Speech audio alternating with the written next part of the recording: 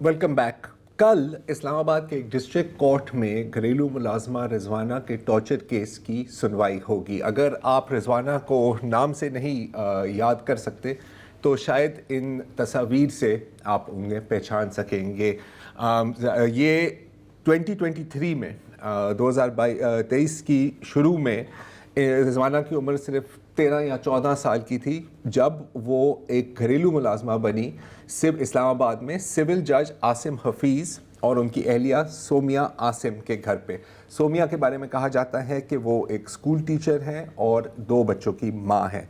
रिजवाना ने वहाँ पर तकरीबन 6 से 7 माह तक काम किया और इस दौरान उनको शदीद तशद्दुद का निशाना बनाया गया जब उन पर इल्ज़ाम लगाया कि कुछ सोने के ज़ेवरात रिजवाना ने चोरी किए थे। अब यहाँ पर मैं शदीद तशद्दुद के अल्फाज इस्तेमाल तो कर रहा हूँ, लेकिन ये नाकाफ़ी हैं क्योंकि इन 6-7 माह तक उनको रोज़ाना सोटियों से, लोहे के सरियों से पीटा जाता था, पंच किया जाता था, लातें मारी जाती थी, उसकी दीवारों सर को लेकर दीवार में मारा जाता था इस हद तक, और जलाया भी गया एक हॉट आयरन के साथ। और फिर इनके ज़ख्मों का कोई इलाज नहीं किया गया, कोई ट्रीटमेंट नहीं की गई। ना सिर्फ कोई ट्रीटमेंट नहीं की गई बल्कि रिजवाना को एक कमरे में कई दिनों तक बंद रखा, ना कोई खाना दिया गया, ना पानी दिया गया। नतीजतन इसकी जो ज़ख्म थे वो इन्फेक्ट हो गए। इन्फेक्ट इस हद तक कि उनमें एक बाकायदा कीड़े पड़ गए और एक ख़तरनाक इन्फेक्शन होती है सेप्सिस, जो पूरी आपकी जिस्म में फैल जाती है, उसका शिकार हो गई रिजवाना। उनको ये नहीं धमकियाँ दी गई कि अगर आपने किसी को बताया, अपने घर वालों को बताया तो हम तुम्हें मार डालेंगे, ये कर देंगे, और जाहिर है कि घर वालों से मिलने की इजाज़त नहीं मिली। लेकिन फिर जब उनकी तबीयत बहुत ही ख़राब हो गई तो रिकॉर्ड के मुताबिक सोमिया आसिम ने रिजवाना की वालदा को कॉल किया और कहा कि ये 25 जुलाई की बात है कि आप मुझे इस बस स्टेशन पर मिले। उसकी सीसीटीवी फुटेज आप देख सकते हैं और जिसमें रिजवाना बहुत मुश्किल से चल रही है। यहाँ से पहले तो एक सरगोदा के हस्पताल ले जाया गया। उन्होंने कहा कि इतनी शदीद ज़ख्मी है कि हम यहाँ पर इसका इलाज नहीं कर सकते। वहाँ से रिजवाना को लाहौर जनरल हॉस्पिटल मुंतकिल किया गया जहाँ 15 सर्जरीज हुई हैं, 15 मेजर और माइनर सर्जरीज हुई हैं।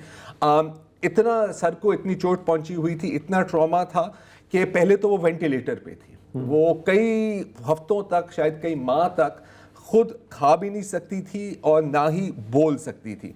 इस दौरान उस वक्त शायद निगरान वजीर आला पंजाब मोहसिन नकवी थे।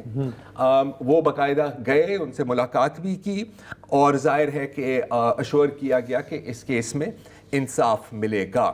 पंजाब पुलिस ने सिक्योरिटी भी प्रोवाइड की और कुछ हद तक रिजवाना की फिर यहाँ जब तबीयत उनकी बेहतर हुई तो वहाँ से child protection and welfare bureau shift किया गया, जहां इनकी मुलाकात हुई नादिया, अदाकारा और एक्टिविस्ट नादिया जमील साहिबा के साथ, जो आप इस वीडियो में देख सकती हैं, उसके साथ हैं। और पता नहीं कितने माह या कितने सालों के बाद उनकी शक्ल पर एक मुस्कुराहट भी है।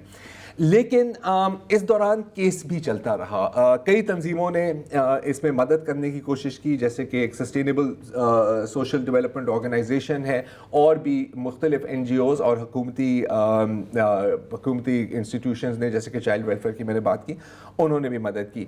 लेकिन जाहिर है कि आपको पता है कि इस तरह का जब भी केस होता है, जब एक फरीक एक इंतहाई गरीब और बेबस होता है, बेबस का अल्फाज इस्तेमाल करना चाहिए, और दूसरे फरीक कदरन पावरफुल और इन्फ्लुएंशियल होते हैं, तो हमेशा एक खदशा होता है कि किस किस्म का प्रेशर डाला जाएगा कि आप कॉम्प्रोमाइज और डल रहा होगा। बल्कि एक एक्टिविस्ट हैं कौसर साहब, तो उन्होंने एक वीडियो पोस्ट किया था जो पिछली हेयरिंग हुई थी इस्लामाबाद डिस्ट्रिक्ट कोर्ट में, जिसमें वो ये कह रहे हैं कि भाई इनको अप्रोच भी किया गया और शायद इनके कुछ फैमिली मेंबर्स ने भी इनको अप्रोच किया गया कि यार आप माफ़ कर दो, कॉम्प्रोमाइज़ कर दो। देखिए तकरीबन 1.5-2 साल तो हो गए हैं ना केस को।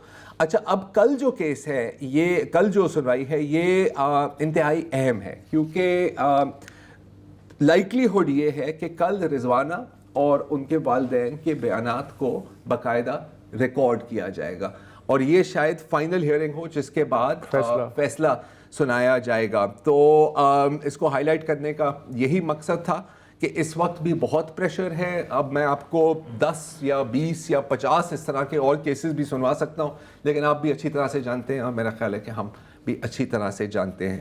تو کل دیکھیں گے کہ اس ہیئرنگ میں کیا ہوتا ہے. جب یہ کیس آیا تھا تو مجھے یاد ہے بہت شور مچا تھا, لیکن حسب معمول جیسے وقت گزرتا جاتا ہے تو توجہ بھی ہٹتی جاتی ہے.